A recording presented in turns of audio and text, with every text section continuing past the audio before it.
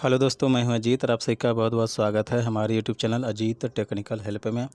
दोस्तों, आज के समय में आय जाति निवास बहुत कंपलसरी हो गया है सभी फार्मों में और सरकारी योजनाओं में।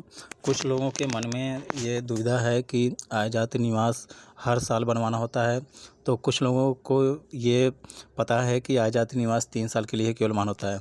तो दोस्तों, आज मैं ये बात आपको क्लियर बता देता हूँ कि आय जाति निवास में केवल आय प्रमाण पत्र ही 3 साल के लिए मान्य होता है, चाहे हम उसे कहीं भी लगाएंगे, क्योंकि आय प्रमाण पत्र में दोस्तों केवल जिस व्यक्ति का बनेगा उसका और उसके फैमिली की ही इनकम दिखाई जाती है कि उनका वार्षिक इनकम कितना है। तो इसलिए जो आय प्रमाण पत्र है वह केवल 3 साल के लिए ही मान्य किया गया है, क्योंकि आय हर साल लोगों का बदलता रहता है।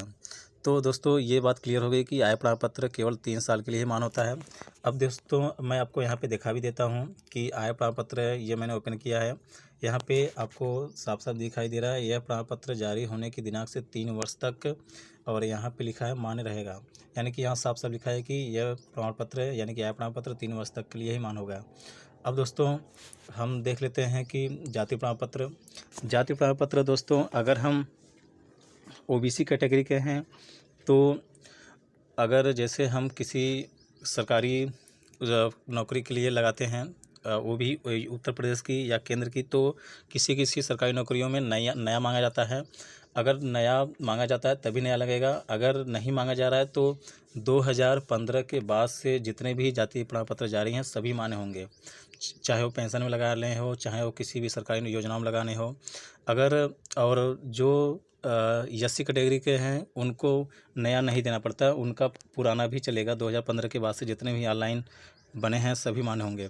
जो जाति प्रमाण पत्र ओबीसी कैटेगरी का है, अगर वह माना जाता है तो तभी नया देना है, नहीं तो वो भी पूरी तरह से जो 2015 के बाद से बने हैं वो भी मान्य होते हैं।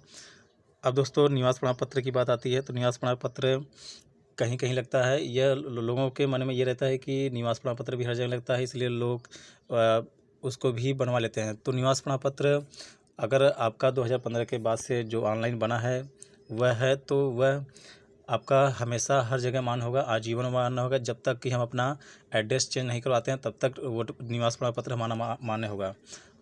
आप यहाँ पे देख सकते हैं, ये निवास प्रमाण पत्र है। यहाँ पे कहीं भी नहीं लिखा है कि यह निर्गत होने की तिथि से इतने दिन के अंदर मान्य होगा या 3 साल के लिए मान्य होगा, जिस तरह से आय प्रमाण पत्र पर लिखा था। तो ये जो निवास प्रमाण पत्र है ये आप अगर ऑनलाइन बनवाए हैं 2015 के बाद से है तो ये आपका हमेशा मान्य होगा, आपको दोबारा बनवाने की जरूरत नहीं है जब तक कि हम अपना एड्रेस चेंज नहीं करेंगे।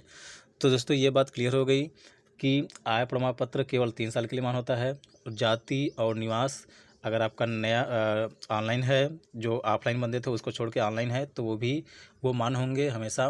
केवल सरकारी नौकरी में जाति प्रमाण पत्र, न कि आय और निवास, केवल जाति प्रमाण पत्र नया अगर मांग रहा है तो नया बनवाना होगा, नहीं तो वो भी चलेगा।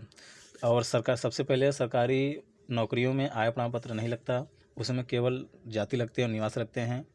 तो दोस्तों, आपको अब ये क्लियर हो गया होगा कि कौन से प्रमाण पत्र कितने दिनों के लिए मान्य होते हैं। तो दोस्तों, आपको ये वीडियो कैसी लगी? वीडियो पसंद आए तो वीडियो को लाइक और शेयर जरूर करें, और चैनल पर नए हैं तो चैनल को सब्सक्राइब जरूर करें। धन्यवाद।